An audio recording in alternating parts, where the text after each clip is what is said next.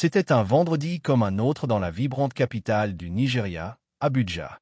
Les rues grouillaient de vie. Les klaxons des taxis jaunes résonnaient, les marchands ambulants criaient pour attirer les clients, et l'air portait l'odeur épicée du suya grillé. Pour Issa Bello, un homme simple de 42 ans, cette journée marquait la fin d'une semaine de travail harassante comme chauffeur de bus dans cette ville en perpétuel mouvement. Issa était un père célibataire, un homme robuste au sourire facile, mais dont les yeux trahissaient une fatigue accumulée par des années de lutte. Sa femme, Zénab, était décédée 5 ans plus tôt d'une malaria mal soignée, le laissant seul avec leur fille unique, Fatima, une petite tornade de 8 ans pleine d'énergie et de rêves. Issa gara son bus au dépôt du Taco vers 18 heures, salua ses collègues avec une tape amicale sur l'épaule, puis prit le chemin de la maison.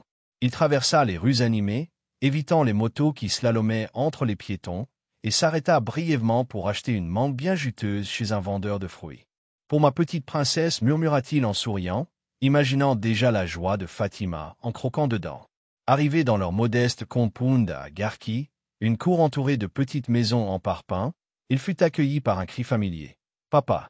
Papa !» Fatima déboula de la maison, pieds nus, ses tresses dansant dans l'air.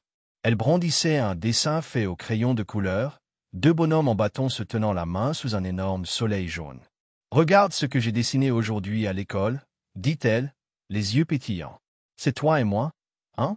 On est ensemble pour toujours. » Issa éclata de rire, posa son sac et la souleva dans ses bras pour la faire tournoyer. « C'est magnifique, ma étoile.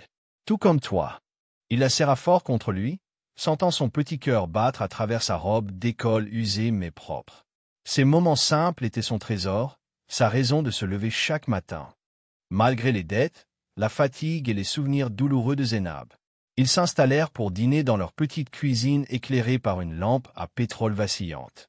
Issa avait préparé un ragoût de poisson avec du riz, et Fatima, perchée sur un tabouret, l'avait aidé à couper les oignons ou du moins, elle avait essayé, riant à chaque larme qui coulait sur ses joues. Pendant le repas, elle raconta sa journée avec une énergie débordante, et puis, Maîtresse Echa a dit que j'étais la meilleure en calcul aujourd'hui. Et demain, je veux aller au parc avec toi, papa. On peut? S'il te plaît, s'il te plaît. Issa l'écoutait, hochant la tête, mémorisant chaque mot, chaque sourire. Ces instants étaient sa bouée de sauvetage dans un monde parfois trop dur. Mais cette nuit-là, tout bascula. Vers minuit, Issa fut tiré de son sommeil par un son qui lui glaça le sang. Des pleurs faibles mais désespérés venant de la chambre de Fatima. Il bondit de son matelas posé à même le sol, trébuchant dans l'obscurité, et se précipita vers elle. Allumant une lampe torche, il la trouva roulée en boule sur son lit, tremblante, le front brûlant de fièvre. Ses yeux étaient mi-clos, ses petites mains crispées sur son ventre. « Fatima! Fatima, tu m'entends » cria-t-il, la voix tremblante. Il posa une main sur son front. Elle était chaude comme un feu de bois. Puis, soudain, son corps se raidit, secoué par des convulsions violentes.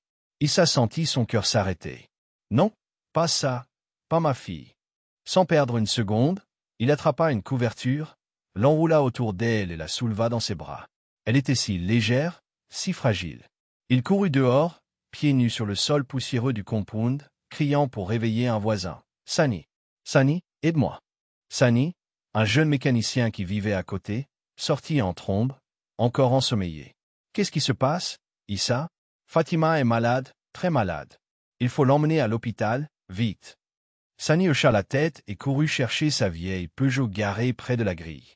Issa monta à l'arrière, serrant Fatima contre lui, tandis que Sani démarrait en trombe. « Hôpital général, dépêche-toi » ordonna Issa, sa voix brisée par la peur. La voiture fila à travers les rues désertes d'Abuja, les phares perçant l'obscurité, tandis qu'Issa murmurait des prières entre ses dents. « Allah, protège-la. Ne me la prends pas, je t'en supplie. Elle est tout ce que j'ai. » Ils arrivèrent à l'hôpital général d'Abuja en moins de 20 minutes. Mais pour Issa, chaque seconde avait semblé une éternité. Il jaillit de la voiture, Fatima dans les bras, et traversa les portes des urgences comme une tornade. L'endroit était un chaos organisé. Des patients gémissaient sur des chaises en plastique, des bébés hurlaient, des familles anxieuses faisaient les 100 pas. Une odeur âcre de désinfectant et de sueur flottait dans l'air. « Aide-moi! Ma fille est très malade » cria Issa, sa voix se perdant presque dans le brouhaha. Une infirmière au visage fatigué leva les yeux de son bureau encombré de dossiers. « Quel est le problème ?» demanda-t-elle, son ton mécanique trahissant des heures de travail sans relâche. « Elle a une forte fièvre et des convulsions.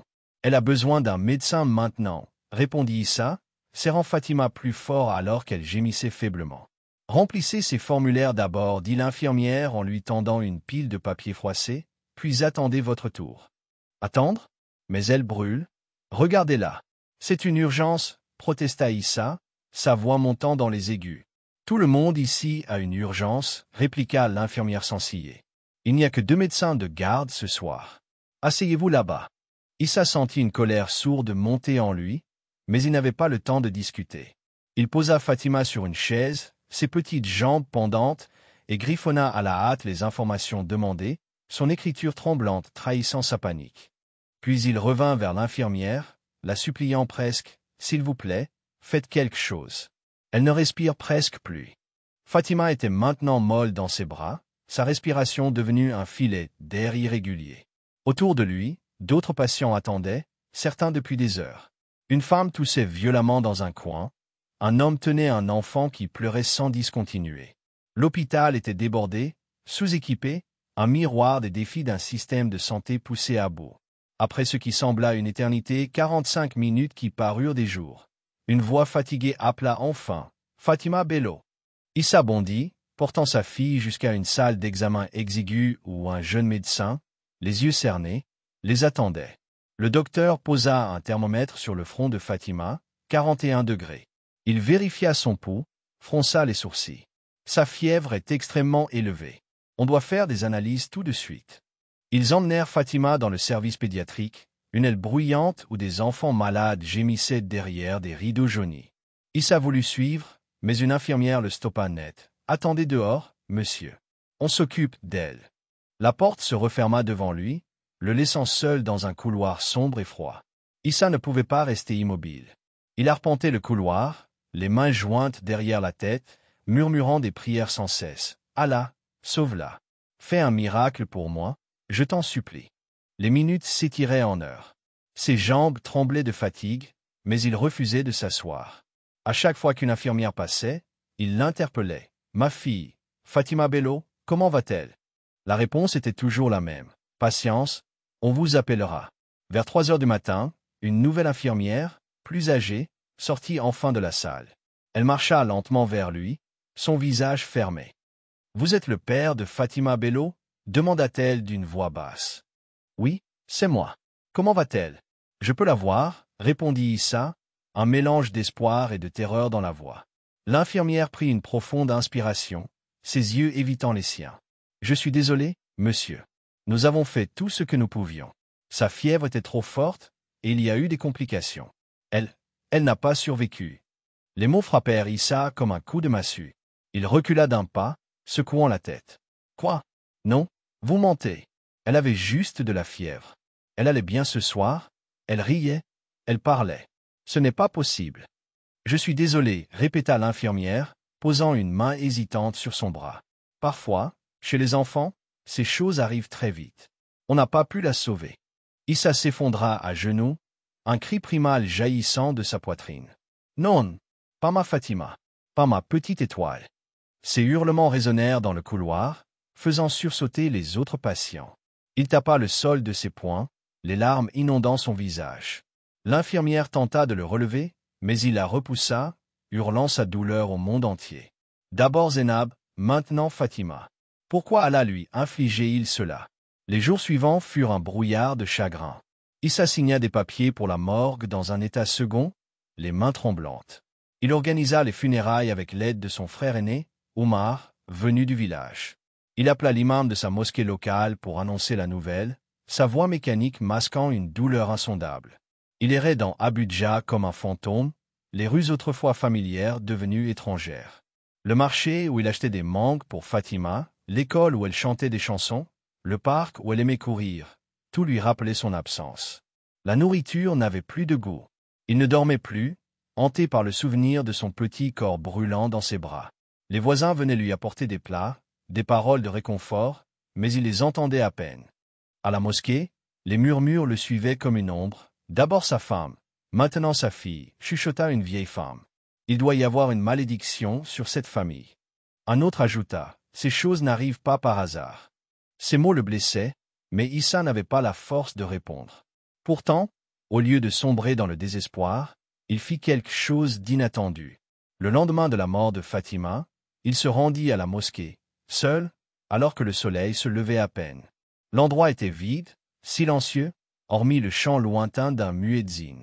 Il s'agenouilla devant le mihrab, les mains levées, et pleura. « Allah, aie pitié de moi. Tu es le Tout-Puissant, tu peux ramener les morts à la vie. Le Coran parle de miracles. Regarde ma douleur, je t'en supplie. » Il resta là des heures, jeûnant, priant, criant parfois si fort que le gardien de la mosquée, un vieil homme nommé Baba Musa, vint le voir. « Frère Issa, rentre chez toi, repose-toi, dit-il doucement. Mais Issa secoua la tête. « Je ne peux pas, Baba. Pas tant qu'Allah ne m'a pas répondu. » Jour après jour, il revenait. Les gens commençaient à parler, il perd la tête, disaient certains. Un homme ne devrait pas pleurer comme ça, jugeaient d'autres. Il devrait voir un docteur, pas prier toute la journée. Mais Issa continuait, porté par une foi désespérée, une lueur d'espoir insensée. Les funérailles furent fixées au samedi suivant. La mosquée collecta des fonds pour couvrir les frais, et un menuisier du quartier, Malam Youssouf, offrit un petit cercueil blanc, sculpté avec soin. L'imam prépara un sermon sur la miséricorde divine et le retour des enfants au paradis. Issa, lui, n'écoutait qu'à moitié, perdu dans son monde de douleur. Le samedi matin, une foule se rassembla au cimetière municipal d'Abudja. Le ciel était gris, lourd de nuages, comme un reflet de l'humeur collective. Issa se tenait près de la tombe, vêtu d'un cafetan noir, les yeux fixés sur le cercueil blanc où reposait sa fille. Ses proches, venus du village, l'entouraient, murmurant des prières. L'imam entonna des versets du Coran, sa voix grave portée par le vent, tandis que les femmes pleuraient doucement derrière leurs voiles. Le service touchait à sa fin. Les employés du cimetière s'avancèrent pour descendre le cercueil dans la fosse fraîchement creusée. Mais soudain, Issa leva une main tremblante. « Attendez, dit-il, si bas que certains ne l'entendirent pas. » Les hommes s'arrêtèrent, surpris. « S'il vous plaît, laissez-moi voir son visage une dernière fois. » L'imam hocha la tête. « Bien sûr, frère Issa. Prends ton temps. » La foule retint son souffle alors qu'Issa s'approchait du cercueil. Ses mains tremblaient lorsqu'il souleva le couvercle. Là, reposait Fatima, vêtue d'une robe blanche immaculée, ses traits soigneusement arrangés. Elle semblait paisible, comme endormie. Issa sentit son cœur se briser à nouveau. Il se pencha sur elle, les larmes coulant sur ses joues. « Je suis désolé, ma petite étoile, murmura-t-il. Papa a tout essayé. Je t'aime tellement. Comment vais-je vivre sans toi ?» Puis, plus fort, il s'adressa à Allah. « Même maintenant, tu es Dieu. Même si je ne comprends pas, tu es sur ton trône. Même maintenant. » Dans le silence qui suivit, quelque chose d'impossible se produisit. Les paupières de Fatima frémirent. Issa cligna des yeux, pensant que son chagrin lui jouait des tours. Mais alors, ses doigts bougèrent légèrement, un frisson parcourut sa main.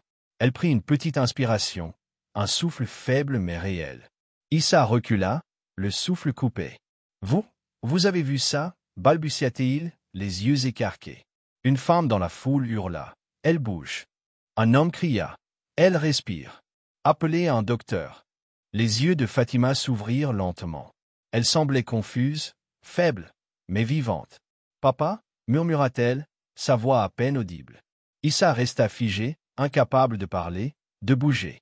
Puis, comme libéré d'un sort, il se précipita vers elle, la soulevant du cercueil. « Fatima, ma fille !» Il la serra contre lui, pleurant de joie, son corps tremblant sous l'émotion. Elle était chaude, son cœur battait à nouveau. Elle était vivante. Le cimetière explosa en chaos. Les gens criaient, pleuraient, priaient. Certains s'enfuirent, terrifiés, tandis que l'imam tombait à genoux, louant Allah à plein poumon. C'est un miracle. Allah a ramené cet enfant à la vie. En quelques heures, la nouvelle se répandit dans Abudja comme une traînée de poudre. Les voisins appelaient leurs amis, les réseaux sociaux s'enflammaient. Une fille ressuscite à ses propres funérailles. Miracle au cimetière d'Abudja. Les chaînes de télévision locales dépêchèrent des équipes sur place, filmant la foule encore sous le choc. L'hôpital fut assailli de questions. Les médecins revirent leur dossier. Oui, Fatima avait été déclarée morte. Son certificat de décès était signé, ses signes vitaux absents. Pourtant, elle vivait. Était-ce une erreur? Une intervention divine? Personne n'avait de réponse claire. Une chaîne chrétienne populaire, Peace TV, invita Issa et Fatima pour une interview en direct. Assis sur un canapé en cuir, Fatima tenant la tricotée de son père, ils racontèrent leur histoire. L'animateur, ému, demanda à Fatima, « Que te rappelles-tu, ma petite ?» Elle réfléchit, sa voix douce résonnant dans le studio. « J'étais très malade, il faisait chaud, puis tout est devenu noir. Mais j'entendais papa pleurer et m'appeler. Et puis une voix gentille a dit, « Retourne vers ton père, la miséricorde a parlé. » Alors je me suis réveillé. Le public retint son souffle.